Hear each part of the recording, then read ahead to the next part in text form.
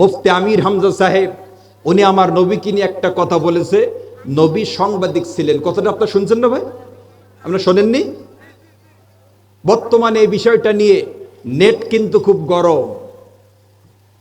আচ্ছা আপনারা বলেন তো, আমার নবী কি সাংবাদিক ছিলেন নাই? উনি বিষয়টা উপলব্ধি করতে পেরে পরবর্তীতে উনি মাফ চেয়েছেন যে রসুলের শানে কথাটা আমার এভাবে বলা ঠিক হয়নি। উনি কিন্তু মাফ চেয়েছেন এবং বলছেন আমি আল্লাহর কাছে ক্ষমা চেয়েছি। উনি মাফ চেয়েছেন যে আমার ভুল হয়েছে, কথাটা রসুলের শানে এভাবে বলা ঠিক হয়নি। আচ্ছা উনি যখন মাফ চেয়েছেন, আল্লাহ যদি ওনার মাফ করে দেয়, এতে আপনার আমার কোনো লস আছে নাই? অথচ এই বিষয়টা নিয়ে বর্তমান এমন অবস্থা শুরু হতে গেছে, নেট গরম হয়ে আগুন ধরে পুড়ে যাবার মতো অবস্থা। এজন্য ভাই এমন কোনো কাজ করা যাবে না। দেখেন নবীকে বলেছে সাংবাদিক, এই কথা বলেছে।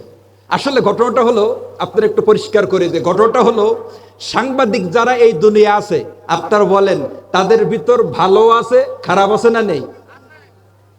তো যখন আপনি নবীকে সাংবাদিক বলবেন, সাংবাদিক তো ভালো না, খারাপও আছে ভালো আছে। সাংবাদিক যখন বলবেন তখন সাংবাদিকের ভেতরে খারাপ সাইড রয়েছে। সাংবাদিক রসুলকে বলা হলে খারাপ সাইড তো নবীর ভিতর নেই, এই জন্য শব্দটা নবীর শানে চলে না। সাংবাদিক ভালো না বলে আমরা সাংবাদিক সম্পর্কে ব্যবহার করি হলুদ সাংবাদিক। কেন বলি? তাদের ভিতর খারাপ দল রয়েছে, আবার ভালো কিন্তু সাংবাদিক রয়েছে। সাংবাদিকদের আমরা কিছু কিছু লোক বলি সাংবাদিক নে সাংঘাতিক, সাংবাদিক না সাংঘাতিক। কেন বলি? এদের ভিতর খারাপই রয়েছে, কিন্তু আমার নবীর ভেতর তো জাররা পরিমাণ কোনো খারাপই নেই। আপনার আমার নবী মুহাম্মদ সাল্লাল্লাহু আলাইহি ওয়াসাল্লাম মায়ের পেট থেকে দুনিয়ার বুকে তার শিপ এনেছিলেন। জবান খুলে কোন সুবহান। তবে রসুলের ঘরটা বানিয়ে দিয়েছে সৌদি সরকার কুতুবখানা, আর আবু জেহেলের বাড়ি বানিয়ে দিয়েছে পায়খানা। 2000 পায়খানা রয়েছে আবু জাহেলের বাড়ি, সব পায়খানায় এসি বসানো। প্রিয় বন্ধুগণ, আল্লাহ পাক রব্বুল আলামিন নবী যখন দুনিয়ার বুকে গমন করলেন, আল্লাহ পাক এত বড় নবী আপনার এবং আমার ভাগে আল্লাহ দান করেছেন। আমাদের সন্তান যখন দুনিয়ার বুকে জন্মগ্রহণ করে, যখন ভূমিষ্ঠ হয়, ওদের গায়ে কিন্তু নাপাক লেগে থাকে। কিন্তু আমার নবীজি দুনিয়ার বুকে যখন তাশরীফ এনেছিলেন, নবীর দেহটা আমার আল্লাহ পবিত্র রেখেছিলেন। আল্লামা কামালউদ্দিন দামিরি রহমতুল্লাহ আলাইহি তিনি কিতাবের ভিতর লিখছেন, শুধু পবিত্র না, আমাদের সন্তান দুনিয়ায় আসলে কিছুদিন পরে আমরা তাকে খাতনা দেই। খাতনা কামালউদ্দিন দামিরি তিনি হায়াতুল হায়ান নামক কিতাবের ভিতর লিখছেন, মুহাম্মদ সাল্লাল্লাহু আলাইহি ওয়াসাল্লামকে আল্লাহ পাক মানুষের সামনে ইজ্জত নষ্ট করবে না বলে মায়ের পেট থেকে খাতনাকৃত অবস্থায় পৃথিবীর বুকে প্রেরণ করছিলেন। এটা সুবহানাল্লাহ জোর হবে না? মা তাকদ্দামা মিন যামবিকা মা তাআখার, আগের পরের সব গুনাহ অগ্রিম মাফ করে ভূপৃষ্ঠে আমার নবী মুহাম্মদ সাল্লাল্লাহু আলাইহি ওয়াসাল্লাম আল্লাহ প্রেরণ করেছিলেন। নবীজির আমলে একটা গুনাহ জাররা পরিমাণ কোনো গুনাহ ছিল না।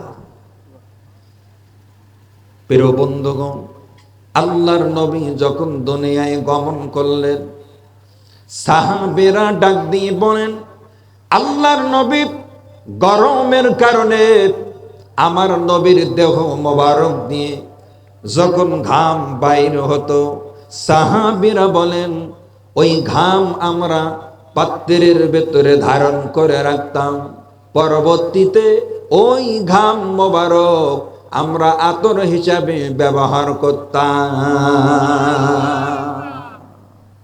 নবীজির ঘাম কত সুন্দর সুঘ্রাণ, আমরা আতর হিসেবে ব্যবহার করতাম। শুধু তাই না, হাদিসের ভিতরে এসেছে রসুলের হাতে যদি কেউ একবার মুসাফা করত, হাতে হাত দিত, 24 ঘন্টা পর্যন্ত ওই ব্যক্তির দেহ থেকে মেশক আম্বরের সুঘ্রাণ পাওয়া যেত। একটু আওয়াজ করে বলুন সুবহানাল্লাহ। রসুল রাস্তা দিয়ে চললে মেশক আম্বরের ঘ্রাণ পাওয়া যেত। আর সেই রসুলের উম্মত যখন রাস্তা দিয়ে যায়, বিড়ি, সিগারেট আর মদের গন্ধ পাওয়া যায়। এমন কিছু লোক আছে না? না।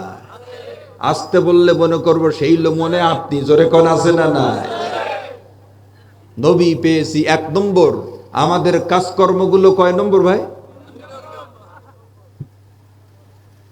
বন্ধুরা, শুধু তাই নয়, আমার নবী যখন পেশাব পায়খানা করতেন, আল্লাহর নবীকে আমার আল্লাহ ইজ্জত হেফাজত করবে বলে মাটিকে হুকুম দিয়েছিলেন, নবীর পেশাব পায়খানা কেউ যাতে না দেখতে পায়, সঙ্গে সঙ্গে ওটা কিন্তু মাটির ভিতরে গ্রাস হয়ে যেত। পায়খানা পেশাব করলে মাটিতে গ্রাস করে ফেলতেন, যাতে রসুলের মলমূত্র কোন মানুষের চোখের সামনে না পড়ে। তারিকুল ইসলাম নামক কেতাবের 3 নম্বর খণ্ডের ভেতরে চমৎকার একটি ওয়াকিয়া এসেছে, একটু শ্রবণ করুন। আল্লাহর নবী কোন এক কারণে একটা পাত্রের ভিতরে পেশাব করেছেন, ঘর থেকে সকালে পেশাব ফেলে দেওয়ার কথা স্মরণ ছিল না। সাহাবী একজন পানি মনে করে ওই পেশাবকে পান করে ফেললেন। প্রিয় বন্ধুগণ, বান্দা ডাক দিয়ে বলে, পেশাব যখন পান করা হলো, আমি তখন বুঝতে পারলাম এটা তো পানি নয়, এটা আমার নবীজির পেশাব। প্রিয় বন্ধুগণ, আল্লাহর বান্দা তিনি বর্ণনা করেন, পেশাব যখন আমার পেটের ভিতরে চলে গেল, ওখান থেকে যতদিন আমি দুনিয়ার বুকে জিন্দা ছিলাম, আল্লাহর নবীর পেশাব আমার দেহের ভিতরে ঢোকার কারণে 24 ঘন্টা আমার দেহ দিয়ে মেশক এবং আম্বরের ঘেরান পাওয়া যেত। এবার একটু হাত উত্তোলন করে জবান খুলে বলুন, এই নবী কাদের ভাগে? জোরে কোন আল্লাহু আকবার, আরো জোরে কোন আল্লাহু আকবার। শুধু উজুদাস রহমাতুল লিল আলামিন, শুধু উজুদাস রহমাতুল লিল আলামিন, মসজিদে ও শুধু হামারো এ জমিন, মসজিদে ও শুধু হামারো এ জমিন। তিনি হলেন আপনার আমার ভাগের নবী। কত বড় দামি পয়গম্বর, কত বড় দামি নবী পেয়েছি। প্রত্যেকটা পয়গম্বরের একটাই দরখাস্ত ছিল, আল্লাহ নবী না বানিয়ে যদি আপনি উম্মত কবুল করতেন, লাকানা খায়রাল্লি, তবে আমার জন্য ভালো হতো। বিনা দরখাস্তে, বিনা চাওয়ায় আল্লাহ পাক শেষ নবীর উম্মত আপনাকে আমাকে কবুল করেছেন। জোরে কোন আলহামদুলিল্লাহ। এজন্য ভাই, একটা জিনিস সব সময় মাথায় রাখবেন, নবী ছাড়া কিন্তু আল্লাহকে পাওয়া যাবে না, এইটা মাথায় রাখবেন। বিশ্বাস হয়? বিশ্বাস হয়? 2 তলায় ওঠার জন্য যেমন সিঁড়ির প্রয়োজন, আল্লাহকে পাওয়ার জন্য নবীর প্রয়োজন আছে না নাই? স্ত্রীকে তালাক দিয়ে শ্বশুরের সাথে যেমন খাতির পাতানো যায় না, আল্লাহর নবীকে বাদ দিয়ে আল্লাহর সাথে কিন্তু খাতির পাতানো যায় না। এবার আসুন, তবে বেলাদাত চলে গেল, এবার আমরা রিসালাত নবুয়াতের ভিতরে একটু ঢুকি। আল্লাহর নবী শুধু তিনি নয়, পৃথিবীর শুরুলগ্ন থেকে ইন্তেহা পর্যন্ত যত পয়গম্বরকে ভূপৃষ্ঠে আল্লাহ পাক প্রেরণ করেছিলেন, প্রত্যেকটা পয়গম্বরকে আল্লাহ 3টা বৈশিষ্ট্য, 3টা গুণ দান করছিলেন। অর্থাৎ 3টা জিনিস ব্যতি রেখে নবুয়াতি আল্লাহ কাউকে দান করেননি। অর্থাৎ নবীদের ভেতরে 3টা জিনিস থাকাই লাগবে। নবী হওয়ার জন্য 3টা জিনিস শর্ত। কয়টা জিনিস? এই 3টা পয়েন্ট একটু মাথায় রাখবেন, কারণ বর্তমান ফিতনা ফাসাদের যুগ, চতুর্পাশ দিয়ে আমাদের ঈমান হরণ করার জন্য কিন্তু এক গোষ্ঠী পিছনে লেগে আছে। কথা বলেন ঠিক না বেটি?